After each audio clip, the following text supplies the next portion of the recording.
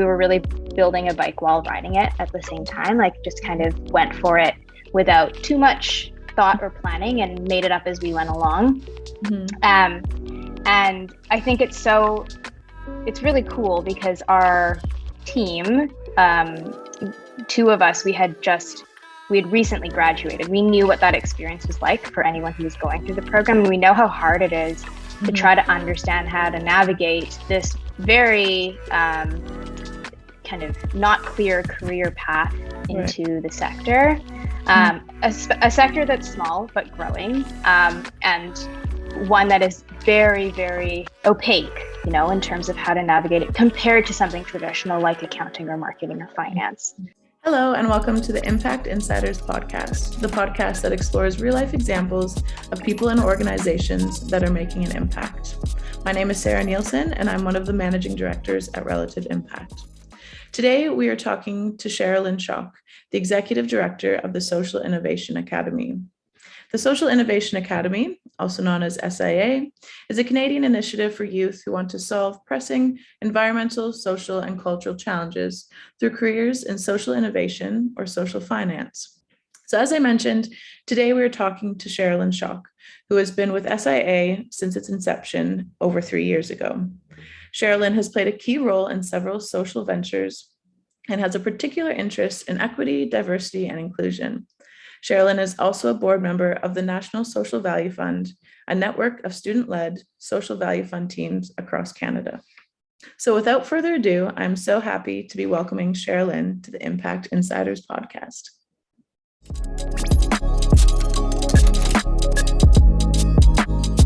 Hi, Cheralyn. Thank you so much for being here. How are you doing? Good. Thanks for having me, Sarah. Of course. So to start off, I'd love for you to tell us about the zero waste tie company, Fly at Risk, that you founded and are operating. So how did it start and what's it all about? Yeah, very good question, kind of a longer story. So when I was in high school, really since I was a kid, I always loved making things, sewing, knitting, anything to do with textiles. Weirdly, I actually spent a summer after my grade 10 year in Australia learning how to spin card dye wool with a cousin who runs an organic yarn company. So it's kind of like the weirdest fact about me. So all throughout high school, I wanted to study textiles and design in university, but my parents are both accountants, so that didn't happen. I ended up at the University of British Columbia in Canada in the business school program, and really didn't feel like I fit in there at all. A lot of my peers knew what they wanted to do. They wanted to be accountants or work in marketing, like brand management, work in finance, and there was nothing that was really speaking to me. And so what I decided to do, as any, I guess, normal first year does, is start a tie company so that I could pair what I really enjoyed doing with the things I was learning. So to kind of use the skills that I was gaining in class. And it became this thing that I was kind of defined by, I guess, through my undergrad. I hand sewed all of the ties and bow ties. Wow. I sold at markets, in retail stores, online, and then I made a lot of ties for weddings. So custom groomsmen, like bridal party accessories to match whatever colors they had. So that kept me busy during my summers. And at some point during the first year and a half, I also started learning about the really harmful effects of the fast fashion industry. Right. Wanted to do something about what I was learning when it comes to waste and when it comes to the way garment workers are treated around the globe. And so Fly at Risk was a perfect kind of conduit for that. And so I decided to shift towards using all of the scraps in different projects. So nothing went to landfill. And I also used my market displays as a place to share facts about apparel waste and stories of garment workers. And then I sent proceeds from sales to something called the Clean Clothes Campaign, which is an advocacy group for garment workers in the global south and kind of around the world. And I think it ties, this whole story ties into what I'm doing now, because I didn't know there was a term for the type of business I wanted to be running. I didn't know about social entrepreneurship or social innovation or social impact. Like, these were not terms that I heard in school until I was in third year. And at that point, I'd already been running Flight Risk for a few years. And I think that that was really my springboard into what I'm doing now. So I think that, yeah, it kind of segues into what we're going to talk about. I actually don't run Flight Risk anymore. Okay. When the pandemic hit, there were no weddings. And so it was kind of a natural end to that chapter of my life. It was about 7 years long. So a lot of ties made, a lot of sewing. So, yeah, no, it's a lot of fun, but I haven't sewn in a bit. That's very cool. So you would procrastinate your studying by making some ties. Pretty much, yeah. It was also a really nice way if I was ever like not wanting to go out or socialize, be like, oh no, sorry, like I have to sew at home, and like put on a podcast and just be by myself. Oh, I love that. Oh, thanks for sharing that. And so you said it kind of, launched your career as it is now. So with that being said, can you tell us what inspired you to get involved with the Social Innovation Academy? Yeah, so I mean, to fill in some gaps between Flight Risk and SIA, Social Innovation Academy, after I learned about social entrepreneurship and social innovation in my third year, I got to do this really cool internship at UBC that paired UBC Impact Ventures in their accelerator program with an intern for the summer. So I worked with my very first social venture through that internship, and then went on to work with 2 other ventures that came out of that accelerator program. So my first 3 jobs, including my first job straight out of university, was working with early stage social ventures, kind of understanding all of the challenges faced by really, young entrepreneurs themselves, like recent grads in different sectors regarding mental health, the circular economy, etc. And so from there, I, definitely wanted to keep working in the sector, but I had also seen through those experiences some of the ways where young people could add value really to these organizations. And the team at UBC and the Sauder Center for Social Innovation and Impact Investing, they had just received this funding to launch this national scale program. So we had all done this internship in our undergrads, like whether it was the internship I did working with a social venture or my colleagues who had done the impact investing equivalent of this internship. And it had always been done just at UBC, but there was this growing demand from students all across Canada to get involved with this type of work, but there weren't really opportunities to do that. Right. And so I was brought in, before the program was designed really to help scale this out. What the analogy we used was we were really building a bike while riding it at the same time, like just kind of went for it without too much thought or planning and made it up as we went along. And I think it's really cool because our team, 2 of us, we had recently graduated. We knew what that experience was like for anyone who was going through the program. And we know how hard it is to try to understand how to navigate this very kind of not clear career path into the sector.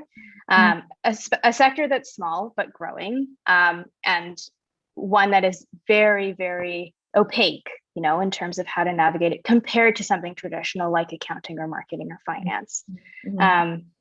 And so it's been quite the roller coaster the past 3 years. And I can't really imagine doing anything different at this point in my life. It's not what I thought I'd be doing, but got to meet a lot of really great people.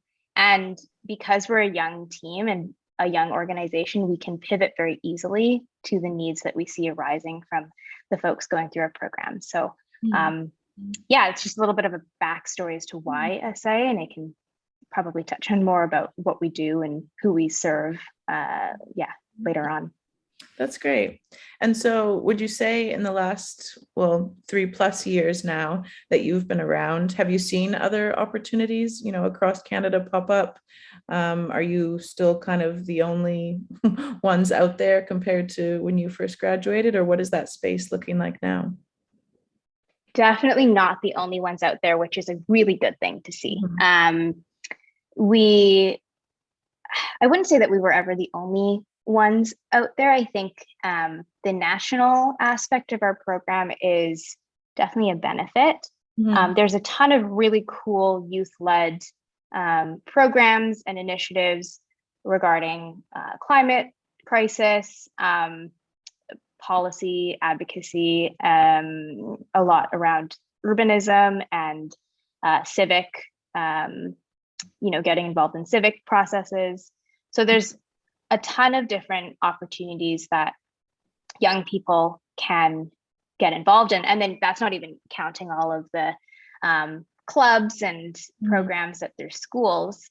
So really, we are competing for really great talent with all of these different organizations and programs and ways that they can be learning outside of the classroom. Mhm. So I think I would definitely wouldn't say that we're the only ones. And I think what's really valuable is trying to work together with those other organizations to see how we can best serve, what is a small but growing audience. Mhm.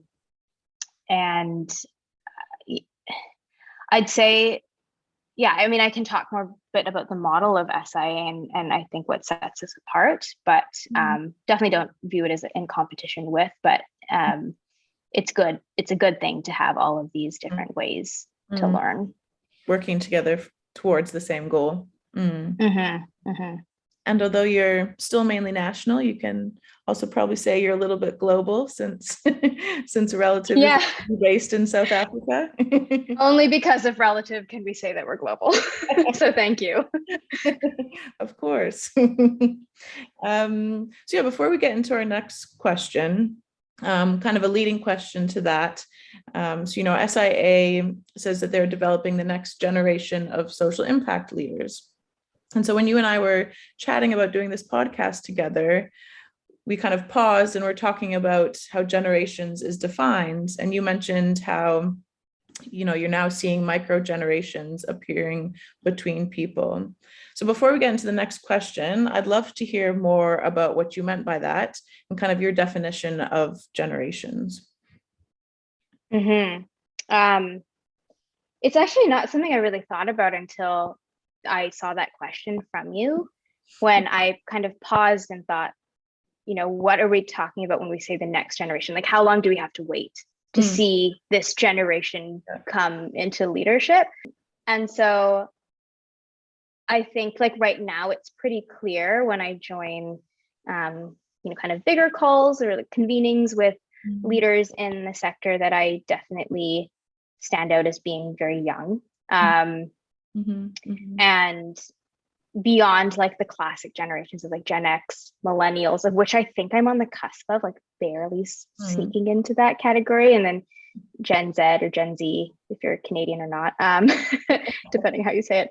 I think we're seeing these little micro generations appear in our programs, even where for me, having graduated from university 4 years ago now, it's a very different view and experience from those who are graduating now, or those who are just starting their university experience, or those who haven't, follow those traditional education paths, who we also include in our programs. Where we're seeing now these students and young people, they're exposed a lot more to these concepts around social justice and equity and ways that you can bring in social impact with, into what you do. And there's just a lot more demand for it. Whereas when I was in school, I was one of the only few who was interested in this type of work. And so I like to think we're not going to wait 10 years, 15 years to see shifts in the way that decisions are being made and power is held, at the leadership level, the way that we see right now. And I think there are still improvements within the way things are being done, because there's a lot more awareness Mm-hmm. of what needs to change. Mm-hmm.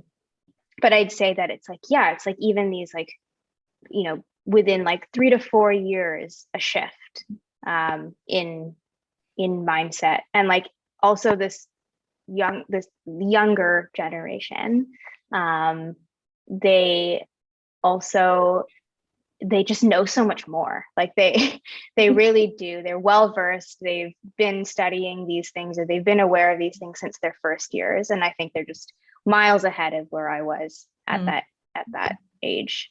I say with all of the wisdom of being however old I am. But yeah, I think it's important to note. Definitely. And I guess, like you said, when you were starting your company in undergrad, you didn't have a name for it or know, what kind of what it is that you were doing in terms of definitions or that sort of thing. Whereas maybe someone in their undergrad now who was starting that would know exactly what they're doing in terms of, again, that definition of the type of company they want to build and that sort of thing. For sure. And, with your interest in equity and diversity and inclusion, does that include kind of age-related topics? Or is that something that, you would consider of interest, obviously, with, where you are in your career and your own age and the ages of all of the participants in your programs? Yeah, no, it's a really good question, and not something I've really thought about before. I think when we talk about equity, diversity, inclusion, or EDI, we look more at things like gender, ethnicity, making sure that our programs are welcoming to people who are LGBTQ plus, persons with disabilities. So I think those are the lenses we typically look at, that we track actually for our EDI measures. But age isn't something that we have to, because of the fact that, like, everyone is between 18 to 30. But I think it's an interesting question for the broader idea of like, what does it mean to be a young person in the workforce in general?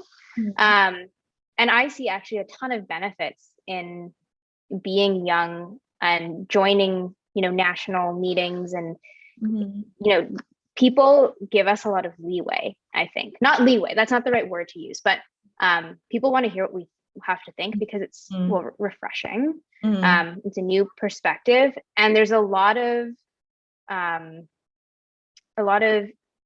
space, I think, given to young people, because of the fact that they're young, and there are things that we can bring up and things that we can talk about and participate in because of where we are. And I think that's super valuable. But I think on the flip side, there is a lot of focus on like youth and young people, but there's so much that we can learn from other generations who have been doing this work for a really long time. And I think that's something that's often forgotten. So not just focusing on like the young people who are the leaders of tomorrow, but like who are the leaders right now, leaders that have been, they can lend so much, so we don't have to reinvent the wheel. I think that's the other way to look at it. And I think also, which plays to your point of, opportunities that SIA offers, is there's a lot more opportunity, I think, for young people to accelerate their careers a lot faster than, maybe older generations did. I'm thinking of a time. So I studied fundraising management, and I was, had a networking coffee date with someone who had been in the fundraising space for quite a long time. And he had fallen into it just, I guess if you want to say naturally. He didn't have any formal education in it. And what his career path was, it involved a lot more kind of door-to-door fundraising, that sort of thing. Really, if you want to say, started at the bottom and worked his way up.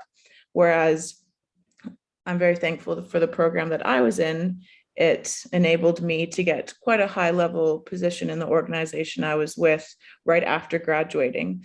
And so you could say I skipped that time of having to do the door-to-door fundraising, because now programs like what I did existed, whereas before they didn't. So I think that also plays to what you're speaking about. For sure. And I think there's also this shift that it's not just about like doing your time, it's not about tenure anymore in terms of how fast you can progress. And there's a lot of benefits in that as well. So I think that those kind of play into each other as observations of the ways that we're very lucky now. Definitely. So, going off of kind of those different definitions of generations, how do you think the social impact sector is changing or will change between generations?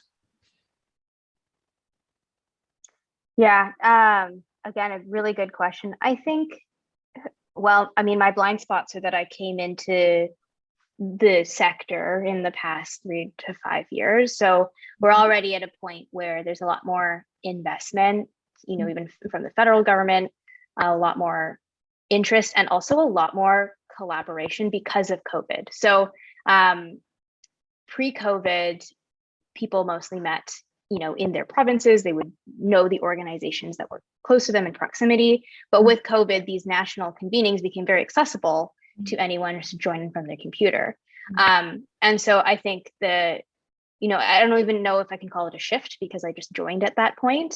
But from what I know, it's become a lot more collaborative, less in competition for resources, but working together to, find opportunities amongst organizations.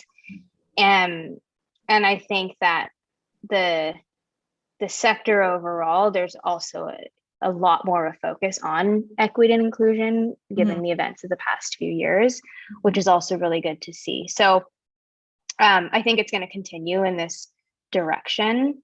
And when it comes to like the role of young people in this work, I'm starting to see more and more like young leaders joining these calls or like being part of these conversations.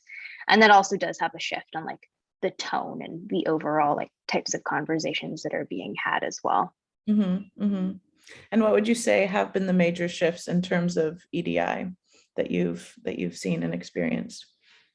It definitely, I think the focus on racial justice has been, racial equity has been really big. I think there was already a big push on the gender front, but now making sure that we're looking at different intersections of diversity when we talk about things like gender and ethnicity and like who is it that we're trying to serve.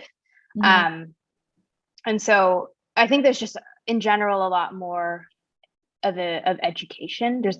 People are more educated about these things and very driven to see those changes happen within their organizations and then share their learnings with people as well. Definitely. And so kind of, with these shifts and changes, if you could give just one piece of advice to the next generation of, these social impact leaders, what would it be? If you have a few, that's okay too. Yeah, I might have a few.